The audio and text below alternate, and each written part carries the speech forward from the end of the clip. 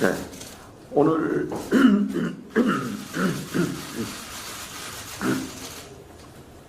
죄송합니다. 오늘 오후 경찰이 최상병 순직 사건에 대한 수사 결과를 발표할 예정입니다. 최상병의 안타까운 사망에 대한 첫 결과 발표인 만큼 유가족과 국민들 앞에 한 점 의혹 없는 수사 결과가 발표되기를 바랍니다. 이제 공수처도 신속하고 철저한 수사를 통해 그 결과를 최대한 조속히 국민들께 발표해 주기를 촉구합니다. 지난 4일 국회 본회의에서 국회의장과 민주당의 합작으로 최상병 특검법이 강행 처리되었습니다. 지난 21대 국회에서 대통령의 제2요구에 따라 재표결을 거쳐 폐기된 지 37일 만에 기존 특검법보다 민주당의 정치적 의도를 한층 더 노골화한 개혁된 법안이 처리됐습니다. 지난번 제2요구 당시 법무부에서도 후보 추천권을 민주당이 독점하고 대통령의 특별검사 임명권을 침해하는 것이 상권 분립에 위배된다고 하면서 위헌적이라고 지적한 바 있고, 수사 결과가 미진할 때 예외적이고 보충적으로 도입하는 특검의 원칙에도 정면 배치된다고 밝힌 바 있습니다. 그럼에도 불구하고 이번에는 특별검사를 대한변협 대신 민주당과 비교섭 단체가 한 명씩 추천하고 대통령이 3일 내에 임명하지 않으면 연장자가 자동 임명되도록 하면서 심지어 특검의 공소 취소 권한까지 부여하는 엉터리 법안을 통과시켰습니다.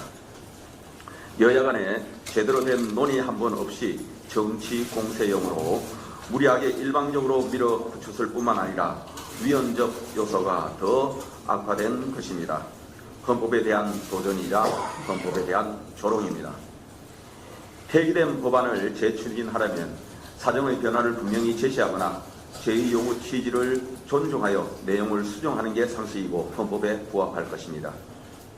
그러나 민주당은 오로지 정치 공세로 정권에 흠집내고 대통령의 제2요구를 유도해 정부 여당 이미지를 나쁘게 만들겠다는 정략적 의도뿐입니다. 철저히 수사하여 진상을 정확히 밝히면서 지고와를 막론하고 책임자를 엄벌하는 것이 이번 사건 수사의 핵심이자 본질입니다.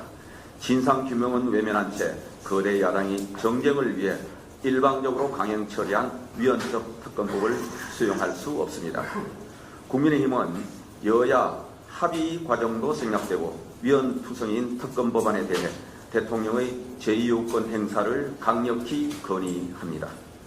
앞으로도 국민의힘은 민주당의 위헌적 입법에 대해 단호하게 대처할 것입니다. 또다시 민주당이 여야의 수기 과정을 거치지 않고 합의 없이 엉터리 법안을 일방적으로 강행 처리 시 대통령의 제2요구를 건의할 수밖에 없다는 점을 분명히 말씀드립니다. 민주당이 밀어붙이는 힘의 정치에 질식하는 것은 민생뿐입니다. 소수 극렬 지지층만 바라보는 현명한 정치는 대한민국을 역주행시킬 뿐입니다. 민주당은 정치에 맞게 통큰 정치를 해주시기 바랍니다. 지난 2일 민주당이 법사위에 회부한 이재명 대표와 민주당 의원 수사검사 4명에 대한 탄핵소추안은 완전히 무고탄핵, 보복탄핵입니다. 탄핵이라는 제도는 헌법 제65조에 따라 직무집행에 있어 헌법이나 법률을 위배한 때 실행이 가능한 것입니다. 그러나 민주당이 발의한 검사 탄핵소추안에는 헌법과 법률을 위반했다는 구체적인 근거도 없고 증거 자료도 없습니다. 뿐만 아니라 탄핵소추안 곳곳에 오타가 있는 것으로 전해지면서 민주당이 탄핵을 가벼이 남발하고 있는 증거라고까지 지적되고 있습니다. 이런 식으로 아무런 근거 없이 탄핵을 추진하는 것은 무고죄에 해당됩니다. 민주당은 무고 탄핵의 결과에 대해 반드시 응군의 책임을 져야 할 것입니다. 그리고 이재명 대표 등 민주당 인사를 수사했다는 이유로 민주당 의원들이 국회의 입법권을 사적 보복에 동원하는 것은 명백한 입법권 남용입니다. 억울하다면 사법 절차를 통해서 다툴 일이지 당 차원에서 민주당 의원 다수가 국회 입법권을 동원하는 보복 탄핵은 직권 남용입니다. 오로지 이재명 대표의 사법 리스크를 지연시키기 위한 민주당의 무고 탄핵, 보복 탄핵은 절대로 용납될 수 없습니다. 국민의힘은 민주당의 입법권 남용에 맞서 탄핵 소추안을 발의한 의원에 대해 국회 윤리위 제소와 직권 남용죄 고발 등 모든 법적 조치를 검토하겠습니다. 국민들께서 이러라고 지난 총선에서 민주당에 171석을 주신 것이 아닙니다. 민주당은 민주주의를 파괴하는 정치를 중단하시기 바랍니다. 국민의힘 전당대회가 국민의 관심을 끌고 있다는 점에서는 고무적입니다. 하지만 최근 일어나고 있는 당대표 후보자들의 눈살 찌푸리는 행태에 대해 원내대표로서 한 말씀 드리겠습니다. 총선 이후 당 지도부를 선출하는 첫 전당대회입니다. 전당대회는 당과 국가의 미래를 그리고 당의 성찰과 비전이 국민들께 제시되는 당에서 가장 중요한 행사입니다. 하지만 지금 전당대회 모습은 국민 눈높이에 맞지 않는 공방으로 자해적 행태를 보이고 있습니다. 이런 모습이 지속된다면 당이 단단히 결속하는 것이 아니라 분열될 수 있다는 우려가 커지고 있는 것입니다. 지금 우리는 헌법을 유린하는 거대 야당과의 투쟁에 당력을 집중해야 할 때입니다. 후보자들은 과거보다는 미래 비전을 제시하고 민생을 위해 무엇을 할 것인지를 두고서 경쟁해야 합니다.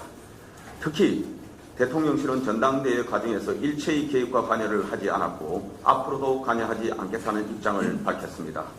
후보자들 역시 대통령실을 전당대회에 끌어들이는 일은 없어야 할 것입니다. 전당대회 선관위도 당은 당규에 의거하여 엄정하게 선거를 관리해 주시기 바랍니다. 과열된 선거일수록 선관위가 공정하고 엄격한 판단으로 제 역할을 해주어 더 이상 후보자들 간에 눈살 찌푸리는 상호 비방 등이 재현되지 않도록 해 주실 것을 당부드립니다.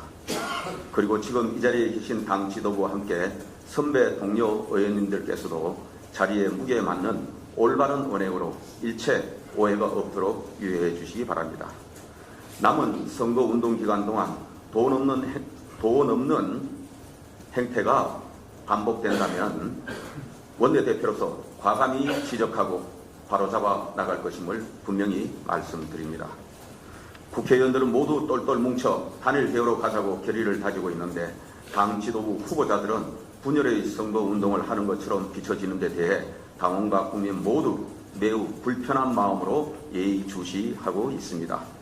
오로지 국민의 입장에서 국민의 눈으로 바라보길 바랍니다. 전당대회 과정에서 우리의 과도한 당내 갈등을 반기는 사람이 누구일지는 자명합니다. 지금의 선거보다 선거 이후가 더 중요합니다. 후보자들 모두 당의 지도자로서 선거 이후를 생각하며 선당 후사의 정신으로 선거에 임해 주시기를 바랍니다. 이상입니다.